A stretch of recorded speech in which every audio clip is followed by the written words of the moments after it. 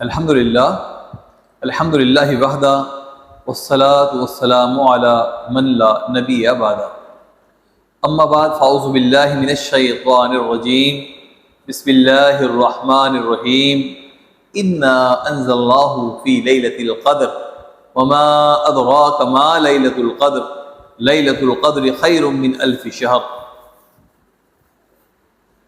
اما بعد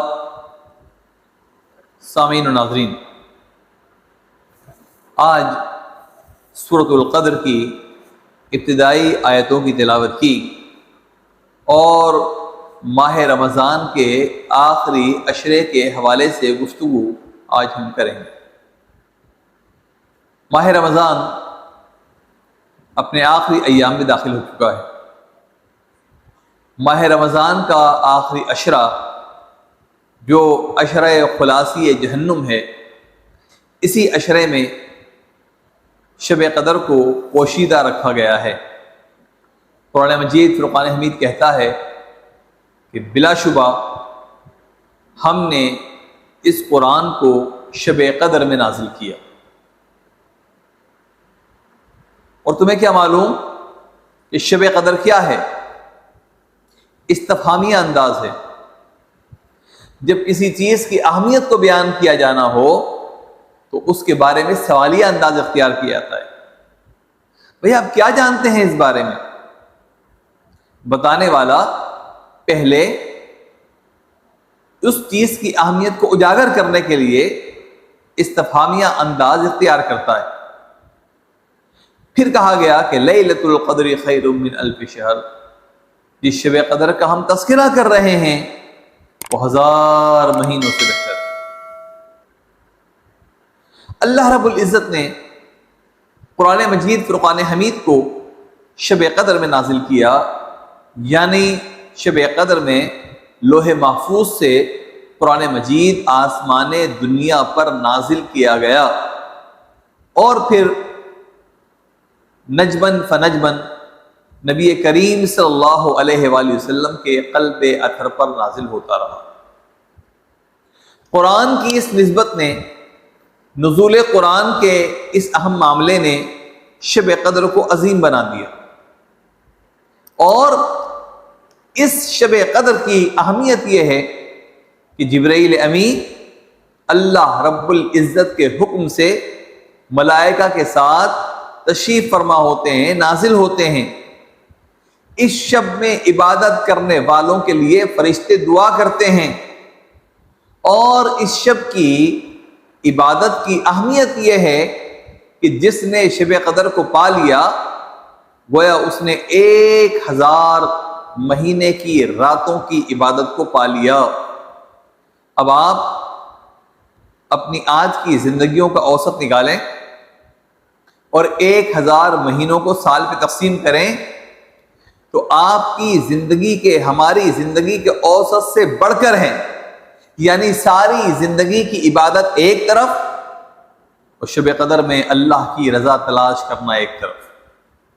یہ نعمتیں کیوں ہیں؟ اللہ رب العزت کو یہ بات گوارا نہیں کہ میدان حشر میں جب آدم علیہ السلام سے لے کر حضور ختم مرتبت سرور دو عالم صلی اللہ علیہ وآلہ وسلم تک تمام امتیں جمع ہوں، اور کسی امت کا ایک مومن اللہ کی بارگاہ میں اپنے اعمال کو لے کر آئے تو وہ اعمال بہت طویل ہوں۔ کسی کے پاس 400 سال کی عبادت ہو، کسی کے پاس 300 سال کی عبادت ہو، کسی کے پاس 200 سال کی عبادت ہو، کسی کے پاس 100 سال کی عبادت ہو۔ اور اللہ کے نبی صلی اللہ علیہ وآلہ وسلم، آخری نبی صلی اللہ علیہ وآلہ وسلم کی چونکہ امت کی اوسطاً عمر کم ہے، اس لیے یہاں 60-70 سال کی عبادت ہو، تو رب کائنات کو یہ گوارا نہیں کہ میرے پیارے محبوب کے امتی کم عرصے کی عبادت لے کر آئیں۔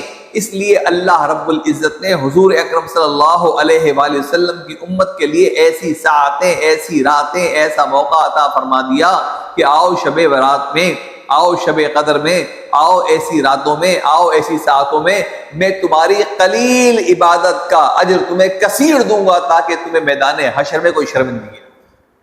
تو یہ جناب رسول اللہ صلی اللہ علیہ وآلہ وسلم کی عظمتوں کا صدقہ ہے، حضور ختمی مرتبت کی محبت کا صدقہ ہے، یہ آپ کی امت کے لیے آپ کا وسیلہ ہے، آپ کا انعام ہے۔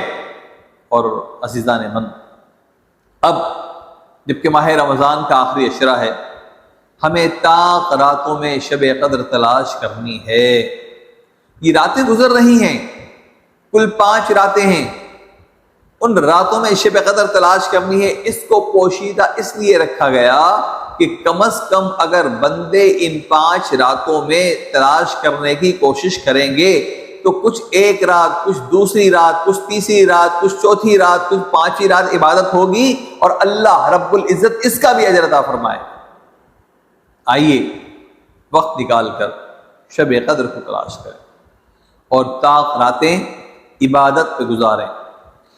قرآن پڑھنا بھی عبادت، نوافل پڑھنا بھی عبادت، اپنی قضا ہو جانے والی نمازوں کو ادا کرنا بھی عبادت، دینی حلقوں میں بیٹھنا بھی عبادت، اللہ کے نبی صلی اللہ علیہ وآلہ وسلم پر درود شریف پڑھنا تو بہت ہی پیاری عبادت۔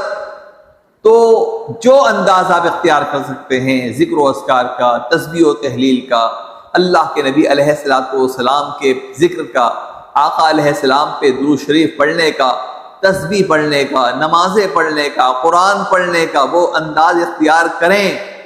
اور رسول اللہ صلی اللہ علیہ وآلہ وسلم نے فرمایا، جو جناب سیدہ عائشہ صدیقہ رضی اللہ تعالی عنہا سے مروی ہے کہ شب قدر کی سب سے پیاری دعا کیا ہے؟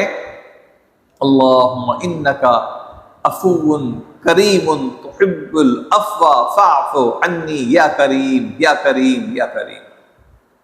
اے اللہ، تو بڑا معاف فرمانے والا ہے، تو بڑا کرم کرنے والا ہے اور تجھے معاف کر دینے کا انداز پسند ہے، بس اے کریم اے کریم اے کریم مجھے معاف فرما دے۔ لیکن معافی کا خواستگار وہ ہوتا ہے جو پہلے اپنے گناہوں پہ توبہ کرے۔ تو شب قدر کو پانے کے لیے آئیں، اپنے ماضی کے گناہوں پر توبہ کریں، بار بار استغفار کریں کہ استغفر اللہ ربی من کل ذنب واتوب الیہ، استغفر اللہ ربی من کل ذنب واتوب الیہ، استغفر اللہ ربی من کل ذنب واتوب الیہ۔ جب اللہ کی بارگاہ میں ہم توبہ کریں گے، اور جانتے ہیں ہم کہ لا تقنطوا من رحمت اللہ، ہمیں اللہ کی رحمت سے مایوس نہیں ہونا، وہ توبہ کرنے والوں کو بلند مقام پر پہنچا دیتا ہے۔ فضیل بن عیاض، جن کی شہرت ایک ڈاکو کی طرح، ایک ظالم کی طرح، جن کے نام سے عورتیں اپنے بچوں کو ڈرایا کرتی تھیں، جب توبہ کر کے اللہ رب العزت کی بارگاہ میں آئیں تو ایسے مثالی بن جائیں کہ دنیا ان کے طہارت و تقوی کی مثال دے۔ ایسی بے شمار مثالیں۔ تو ہم اللہ کی بارگاہ میں آئیں، توبہ کریں، استغفار کریں، دعا کریں اور شب قدر کو تلاش کریں۔ کاش ہمیں شب قدر میسر آ جائے اور اللہ رب العزت اس رات کی عبادت کو قبول فرما لے تو ہماری زندگی کے گناہوں کا کفارہ ادا ہو جائے۔ میں ایک بات اور اس موقع پہ عرض کرتا چلوں کہ بعض لوگوں میں یہ بات مشہور ہے کہ آخری جمعہ کو، جسے ہم جمعۃ الوداع کہتے ہیں، 2 رکعت نماز پڑھ لی جائے اور جناب ساری زندگی کی قضا نمازوں کا کفارہ ادا ہو جائے گا۔ ایسی کوئی بات نہیں ہے۔ نبی کریم صلی اللہ علیہ وآلہ وسلم نے فرمایا کہ جو کوئی بلا وجہ میری طرف کسی بات کی نسبت کرے تو اس کا ٹھکانہ جہنم ہے۔ یہ حدیث شریف کا مفہوم ہے۔ اللہ کے نبی صلی اللہ علیہ وآلہ وسلم کی ایسی کوئی حدیث نہیں۔ فرض عبادات ادا کرنے سے ہی ان کی ادائیگی ہوتی ہے، یا اگر قضا بھی ہوتی ہیں تو اپنی مکمل حیثیت میں قضا ہوتی ہیں۔ ایسا کوئی طریقہ نہیں ہے کہ آپ فلاں موقع پہ 2 رکعت نماز پڑھیں گے اور ساری زندگی کی قضا ادا ہو جائے گی، ایسا نہیں ہوگا۔ ہاں، اللہ سے توبہ کریں، استغفار کریں اور جو فرض نمازیں قضا ہو گئی ہیں رفتہ رفتہ ان کو ادا کرنے کی کوشش کریں۔ یہ الگ بات ہے کہ زندگی مہلت نہ دے اور اللہ تبارک و تعالیٰ اس توبہ کے سبب، ادائیگی کی عادت کے سبب جو باقی رہ جائیں انہیں اپنے کرم سے معاف کرتے ہیں، ان کے ذمہ کرم پہ۔ لیکن ایسی کوئی بات کہ وہ 2 رکعت ہم پڑھ لیں گے، فلاں دن پڑھ لیں گے تو ساری نمازیں معاف ہو جائیں گی جو ہم نے قضا کی تھی، یہ ایسی کوئی بات نہیں ہے۔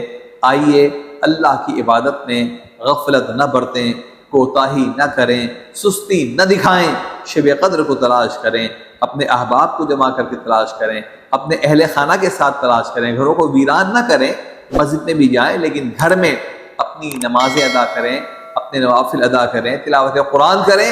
کاش ہمیں شب قدر میں ایسر آ جائے اور اللہ رب العزت ہمارے گناہوں کو معاف فرما دے۔ وما علیہ الا البلاغ۔